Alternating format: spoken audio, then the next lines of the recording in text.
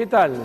Bienvenidos a Explora, un programa del Ministerio de Educación de la Nación que convoca a prestigiosos científicos de la Argentina para acercarnos a los temas más importantes de la ciencia contemporánea.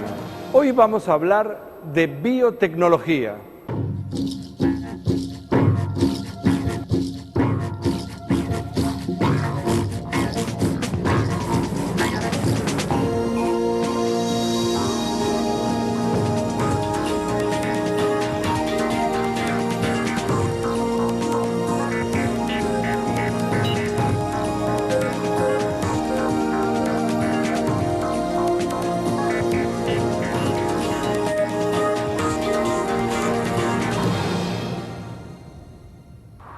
La unión de las ciencias de la vida con la tecnología han permitido generar una nueva disciplina que se conoce con el nombre de biotecnología. Esto lo podríamos caracterizar como una tecnociencia. Desde hace unas pocas décadas, la biotecnología nos ha permitido la producción de alimentos en cantidades impensadas. Por ejemplo, la soja transgénica. Por otro lado, ha hecho aportes fundamentales en la medicina. Uno puede fabricar insulina humana. De hecho, en casi todos los procesos de producción de medios y servicios siempre hay un organismo modificado genéticamente. Ahora, ¿qué es lo que nos permite crear un organismo genéticamente modificado? ¿Cómo se puede hacer para lograr que una planta sea más resistente al frío, por ejemplo? O lograr que una vaca produzca una hormona humana. Bueno, para dar algunas respuestas a estas preguntas, vamos a consultar al doctor Eduardo Ceccarelli.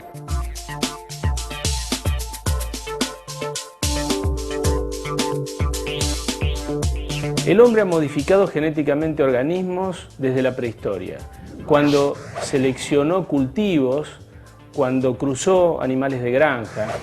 Además ha utilizado métodos biotecnológicos también desde hace miles de años para fabricar queso, obtener cerveza, fermentar vino. Pero realmente desde hace unas décadas que esto se ha revolucionado realmente a partir de la llegada de lo que se conoce como métodos del ADN recombinante.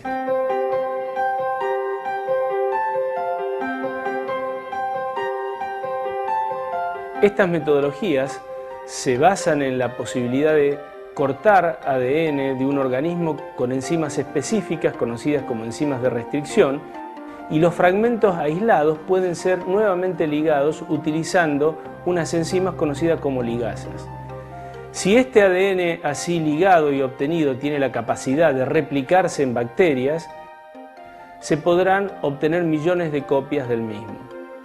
Estas metodologías han dado la posibilidad de transformar y modificar genéticamente organismos. Así, por ejemplo, un experimento histórico permitió tomar una planta y transferirle un gen de la luciérnaga, obteniendo así una planta que tiene la capacidad de emitir fluorescencia, es decir, florecer con luz propia en la oscuridad. ¿Cómo podemos obtener el ADN recombinante? Básicamente hay dos métodos. Uno es el que utiliza como herramienta a organismos vivos y por eso se denomina método in vivo, como por ejemplo en la transformación bacteriana. Este método se utiliza constantemente en biotecnología. Un ADN recombinante que tiene la capacidad de mantenerse y multiplicarse dentro de una célula es conocido como vector. Normalmente se utilizan vectores bacterianos porque las bacterias son fáciles de mantener y estudiar en el laboratorio. Pero existen vectores con capacidad de multiplicarse y mantenerse en células eucariotas, en levaduras y en plantas. Normalmente una célula toma el ADN del medio por un proceso conocido como transformación. En ese proceso, el ADN que se encuentra desnudo, libre en el medio, es tomado por la célula, ya sea por un proceso natural que ocurre en algunas bacterias o en el laboratorio, influenciado por la presencia de algunos compuestos químicos o de un pulso eléctrico. Un vector puede llevar un fragmento de ADN que le confiere una determinada propiedad a una bacteria. Por ejemplo, una resistencia a antibióticos. En ese caso, las bacterias que hayan tomado el vector del medio habrán ganado esa propiedad y podrán ser seleccionadas si se la enfrenta a ese antibiótico. Además, el vector puede llevar la pieza de ADN que es de nuestro interés. Ese fragmento va a amplificarse y multiplicarse millones de veces cuando cultivemos la bacteria y así podamos obtener miles o millones de copias de nuestro fragmento de ADN. Este método de recombinación in vivo se usa diariamente y para funciones múltiples en la mayoría de los laboratorios de biotecnología. Por ejemplo, el más conocido, uno de los más conocidos, es la producción de insulina humana a través de la transformación bacteriana. Gracias a este proceso, las personas que son insulinodependientes del mundo, que necesitan insulina humana, la pueden conseguir yendo a cualquier farmacia. Vamos a presentar ahora el caso de una empresa líder argentina en biotecnología y justamente se especializa en particular en la producción de hormona del crecimiento humana recombinante. Actualmente en Biocidos estamos trabajando y fabricando hormona de crecimiento humana en bacterias a partir de un proceso de fermentación bacteriana. Por supuesto, estas bacterias están transformadas con el gen humano de hormona de crecimiento. En los últimos años empezamos a ver un fenómeno generalizado, que es que la demanda va creciendo a una velocidad mucho más grande que la oferta. Entonces nos pusimos a pensar en lo siguiente: de la misma manera que modificamos y agregamos una información genética humana a una bacteria, se la podemos agregar a un bioreactor muy común en la Argentina, que es la vaca. Entonces vamos a hacer una vaca que en todas sus células lleven información para hacer hormona de crecimiento humano. Y le vamos a agregar un cierto aditamento, le vamos a poner un switch, quiere decir que la vaca solamente va a poder procesar esa información en la glándula mamaria.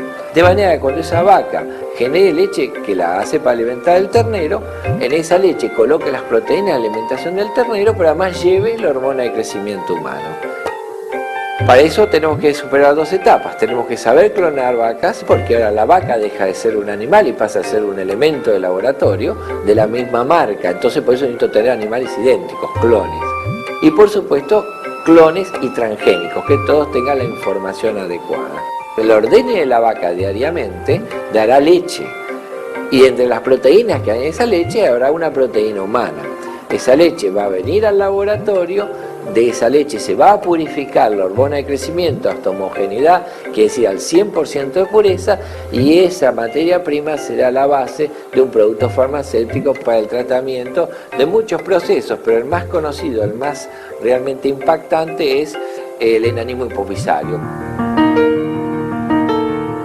Con el 10% de la leche anual de una sola vaca, podemos generar hormona de crecimiento suficiente para brindar el producto a todo el mercado argentino. Con la leche de una sola vaca cubriríamos la necesidad de toda Latinoamérica y con 20 vacas el mundo. Eso es el impacto de la tecnología.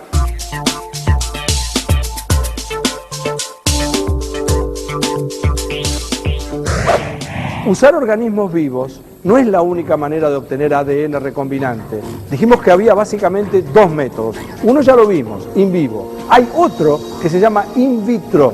Estas son palabras que ya nos resuenan a nosotros y que tiene que ver con que no se usan células vivas. De hecho, usar este método ha permitido acelerar muchísimo los procesos de copiado de ADN. Para eso fuimos a consultar al doctor Eduardo Ceccarelli otra vez.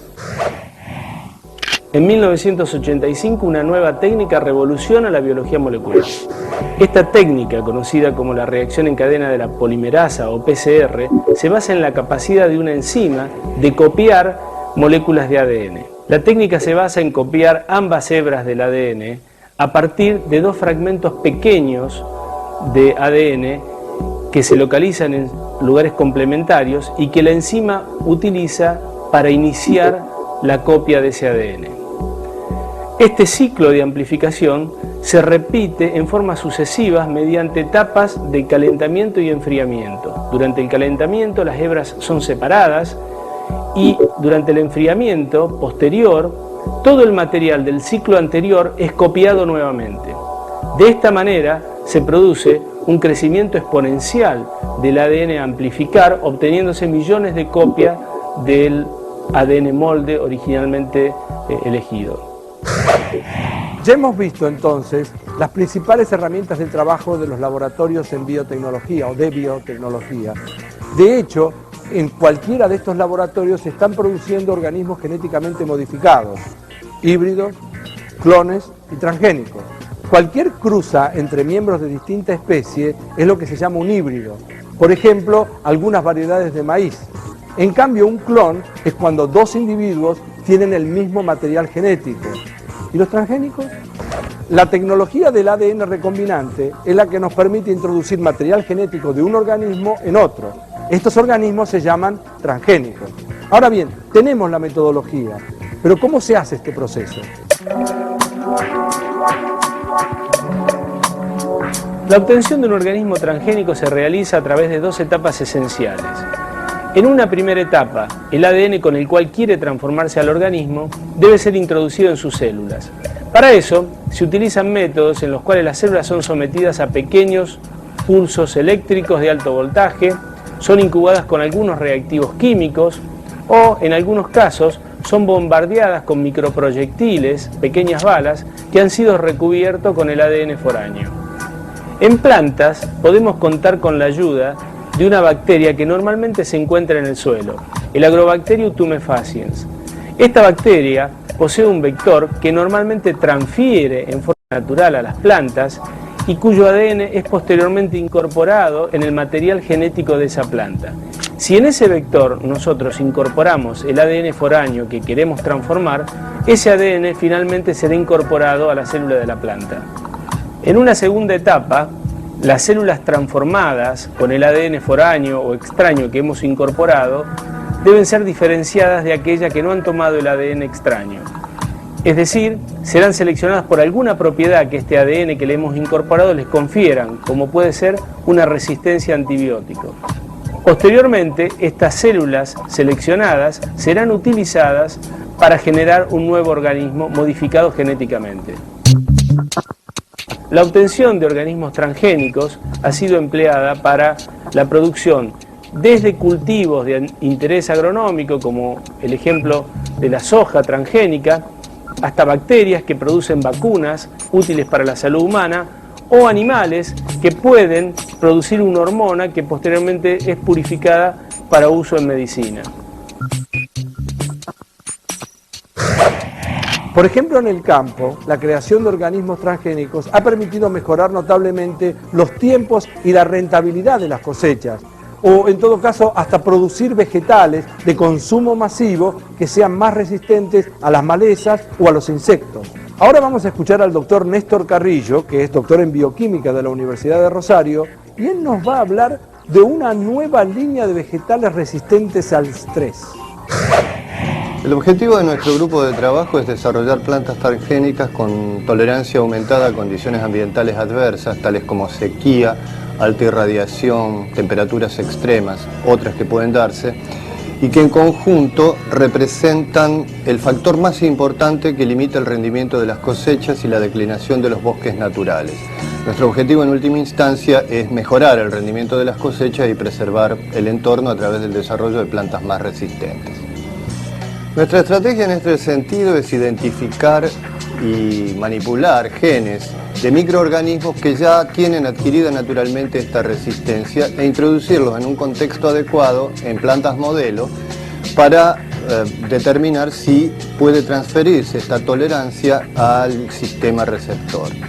Para ello utilizamos la transformación con Agrobacterium tumefaciens. Esta es una metodología bastante reconocida, este es un transformador natural que como parte de su ciclo de vida introduce un fragmento de su genoma en la planta que infecta.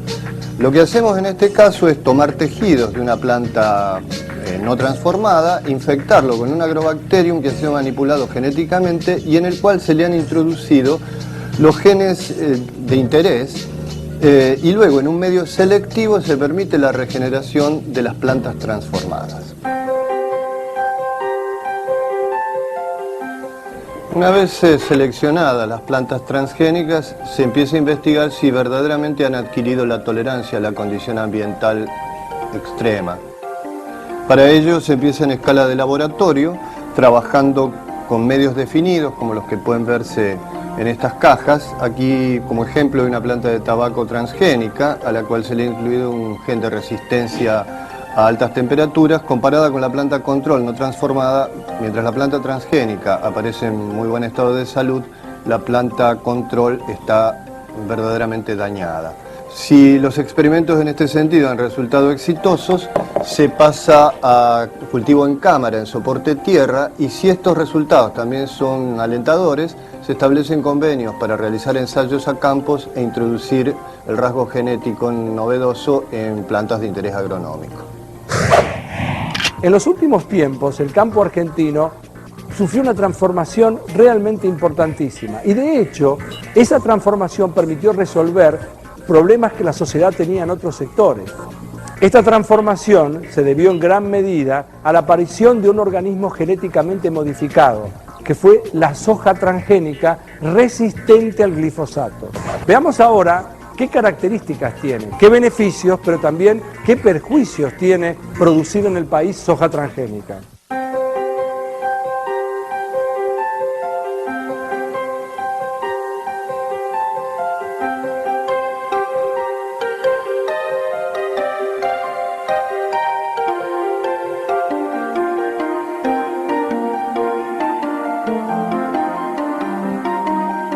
La soja transgénica, que actualmente se produce en nuestro país, ha sido modificada para volverla tolerante al herbicida glifosato.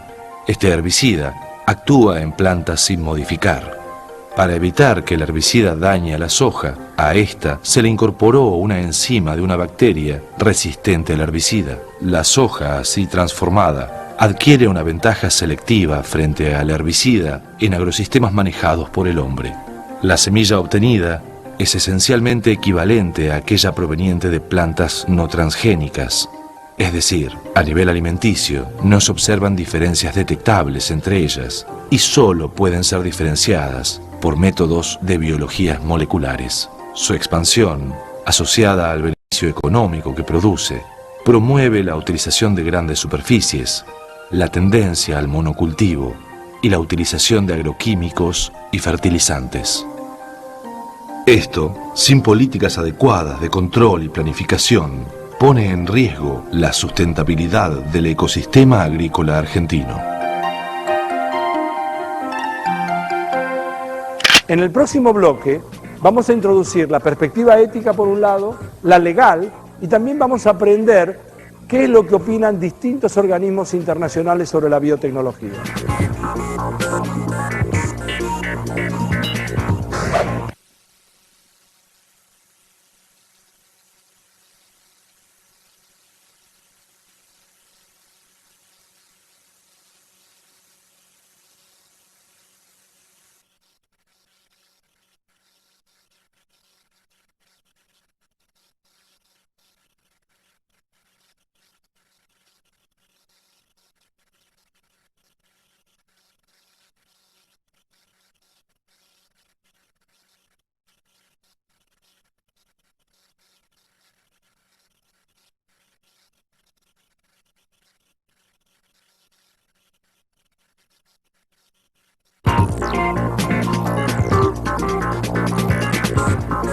En el bloque anterior vimos los increíbles avances que se están produciendo últimamente en biotecnología y la aplicación que ésta tiene en los campos más diversos.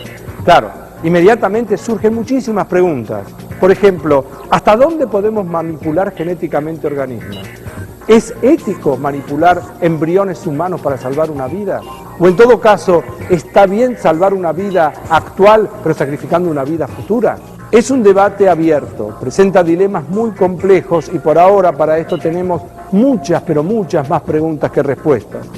De hecho, nosotros fuimos a consultar al licenciado Alberto Díaz porque en principio queremos saber una breve definición de lo que significa bioética. Y por otro lado, queremos entender por qué él piensa que habría que regular la biotecnología. El concepto de bioética se refiere a los problemas éticos que introducen las ciencias biológicas, especialmente la biología molecular, en los últimos 20 años por su acelerado desarrollo en las sociedades, en su aplicación en medicina, en en los alimentos, en el medio ambiente, sobre todo más que nada en el tema de la parte médica y de la salud humana. Estamos transformando el mundo con una herramienta tan poderosa que puede alterar las especies que tenemos hasta reprogramarnos como seres humanos. Es muy importante ser conscientes de la bioética, de lo que representa esto y tener leyes y reglamentaciones que nos permitan orientar y manejar nuestros trabajos de investigación y de productos industriales.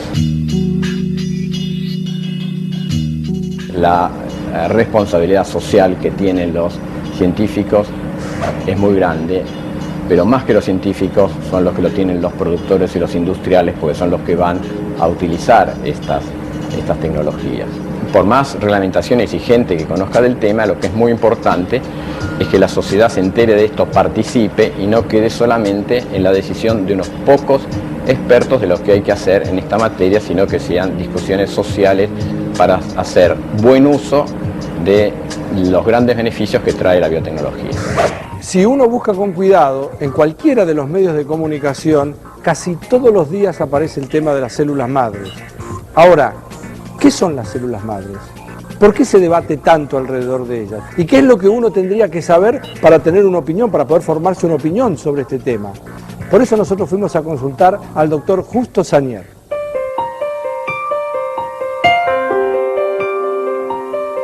Hoy día se habla mucho de la clonación. Podemos diferenciar la clonación de dos tipos, la terapéutica y la reproductiva. La terapéutica consiste en clonar embriones para sacar de ellos células madres. Y con eso, esta extracción de estas células ocurren en los primeros estadios de la reproducción, y esto sirve para poder tratar muchas enfermedades que hasta ahora no tienen solución, sobre todo enfermedades neurodegenerativas. El problema de este tipo de terapéuticas es un debate ético, un problema ético, porque para aquellos que consideran que el ser humano es persona desde el momento que se inicia la concepción, programar un clon, un embrión clonado, para luego sacrificarlo en las primeras etapas de división celular, constituye un asesinato. ¿Cómo solucionar este problema? Bueno, la forma se ha visto ahora que se ha encontrado células madres en tejidos adultos y también en el cordón umbilical. Lo ideal sería poder sacar estas células madre, que son una suerte de reserva que sirven para regenerar las células que naturalmente se van muriendo, se van degenerando, poder sacarlas, cultivarlas y por supuesto utilizarlas. De esta manera, si esto se lograra hacer, el problema ético desaparecería.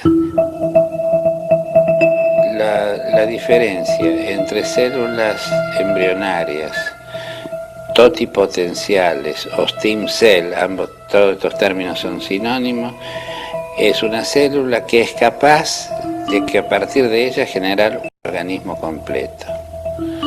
Las células pluripotenciales, en cambio, no son capaces de llegar a formar un organismo completo, por lo tanto su capacidad de diferenciación es más restringida. Y las multipotenciales es más aún, simplemente pueden diferenciar de acuerdo a los diferentes troncos celulares de donde derivan. La toma de decisiones en casos puntuales, específicos, imagínense el tema de la clonación, es una tarea colectiva, no está reducida solamente a un grupo, requiere de negociaciones y generar consenso. El Comité Nacional de Ética en Ciencia y Tecnología debió estudiar el tema de la clonación a propósito de una petición formulada desde el Poder Ejecutivo para ver cuál era la posición que debía tomar Argentina frente al pedido de Costa Rica de la prohibición de todo tipo de clonación. El comité llegó a la convicción de que la clonación reproductiva humana debía ser prohibida, especialmente por aplicación del principio de precaución. En cambio, la clonación terapéutica, se entendió no tiene estos problemas de tipo ético. ¿Por qué? Un embrión no implantado no tiene ninguna posibilidad de desarrollarse. Por lo tanto, si no tiene ninguna posibilidad de desarrollarse, no hay razones para impedir que a través de un embrión clonado pueda ser utilizado en favor de la salud de los demás. Por último, fuimos a conversar con el doctor José María Cantú, de la Red Latinoamericana de Bioética y además uno de los miembros de la Universidad de Guadalajara en México, y él nos va a contar cuál es la posición que han tomado las Naciones Unidas al respecto. El tema de las células madre ha traído una discusión mundial al respecto, puesto que implica sobre todo la producción de células embrionarias, las pluripotenciales, la posibilidad de obtenerlas mediante una clonación terapéutica. Más de 60 academias de ciencias de todo el mundo, en 2003 se encuestaron e hicieron una publicación en la que decretaron que para la ciencia la clonación reproductiva debería estar prohibida, pero no la terapéutica. La terapéutica debería ser permitida, sobre todo con fines de investigación. Ahora bien, hay muchos países en donde la clonación terapéutica es permitida de diversos aspectos. Tenemos todos los avances que han aportado los científicos de Corea del Sur. En Inglaterra hay un gran movimiento hacia la clonación terapéutica, pero en otros países más conservadores, en Estados Unidos específicamente y en varios países latinoamericanos, la tendencia es a estar en contra de cualquier tipo de clonación.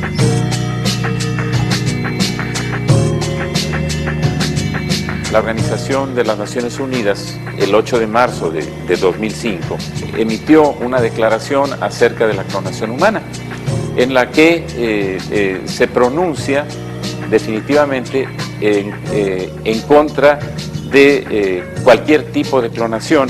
Sin embargo, en la misma declaración establecen una parte en la que dicen que no debe haber ningún tipo de clonación humana que vaya en contra de la dignidad humana o en contra de la protección de la vida.